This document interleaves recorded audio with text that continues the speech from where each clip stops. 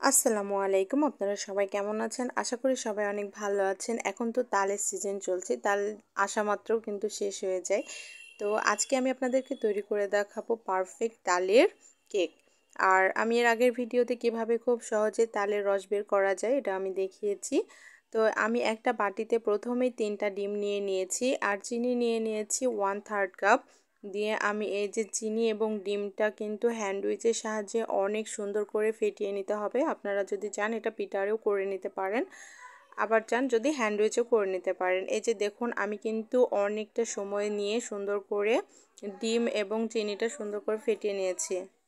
এবার আমি দিয়ে দেব 1 চা চামচ ভ্যানিলা এসেন্স আর দিয়ে দেব আমি 1/2 কাপ তেল। এটা সাদা তেল দিলেই হবে। দিয়ে সুন্দর করে এই যে হ্যান্ডউইচের সাহায্যে আবারও একটু নেড়ে নিলাম। এবারে আমি সেই তালের রসটা দিয়ে দেব। তালের রসটা দেখুন আমি যে বাটিটা দেখিয়েছি এই বাটির 1 বাটি নিয়েছি।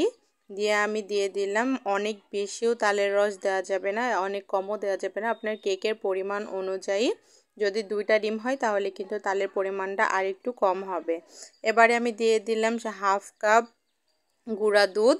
দিয়ে সুন্দর করে আমি আবারও একটু মিশিয়ে নিলাম। আর আমি দিয়ে দিচ্ছি এখানে 1/3 কাপ ময়দা। দিয়ে সুন্দর করে আমি মিশিয়ে নেব। এই যে আমার সুন্দর করে কিন্তু মেশানো হয়ে গেছে। সব উপকরণগুলো কিন্তু ধাপে ধাপে অবশ্যই মিশ্রণ করবেন এবং একটু টাইম নিয়ে সুন্দর করে নেবেন যেন সুন্দরভাবে মিক্সড হয়। দিয়ে এই যে আমার মিশ্রণটা কিন্তু খুব সুন্দর করে হয়ে গেছে। এটা আমি রেস্টে রাখবো 10 থেকে 15 মিনিটের জন্য। 15 মিনিট পর আমি ফিরে আসলাম। দিয়ে দিলাম আমি 1 চা চামচ বেকিং পাউডার। দিয়ে আমি আবারও সুন্দর করে কেকের মিশ্রণটি মিশিয়ে নেব। সুন্দর করে আমি এই যে দেখুন ঘুরিয়ে ঘুরিয়ে এটা কিন্তু একটু টাইম নিয়ে সুন্দর করে মিশিয়ে নিতে হবে। এই যে আমার কিন্তু কেকের ব্যাটারটি একদমই তৈরি হয়ে গেছে। এখন আমি একটা পাত্রে একটু তেল ব্রাশ করে নিয়েছি। আপনারা চাইলে এখানে বাটার পেপারও কিন্তু ইউজ করতে পারেন, বাটার পেপার করলে অনেক ভালো হয়। তো তারপরে এই যে যেহেতু তাল, তো তালের ওপরে আসলে তাল মানে একটু পিঠা জাতীয় অনেক কিছু বোঝায়। তো যেহেতু তালের কেক সেহেতু একটু নারকেল কোড়া দিয়ে ওপর একটু গার্নিশিং করে নিলাম, দেখতে ভালো লাগবে। আর এই যে দিয়ে দিলাম আমি কিশমিশ।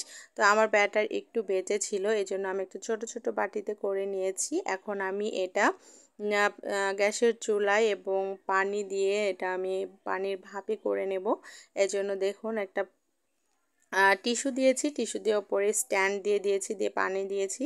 তারপরে আমি কেকের বাটিটি সুন্দর করে বসিয়ে দিয়ে ঢাকনা দিয়ে ঢেকে এটার যে ছোট্ট একটু ছিদ্র আছে সেটা আমি একটা কাগজ দিয়ে বন্ধ করে দিয়েছি। আর আমার যে ছোট ছোট 3টা বাটি ছিল এটা আমি রাইস কুকারের ওপরে করেছি।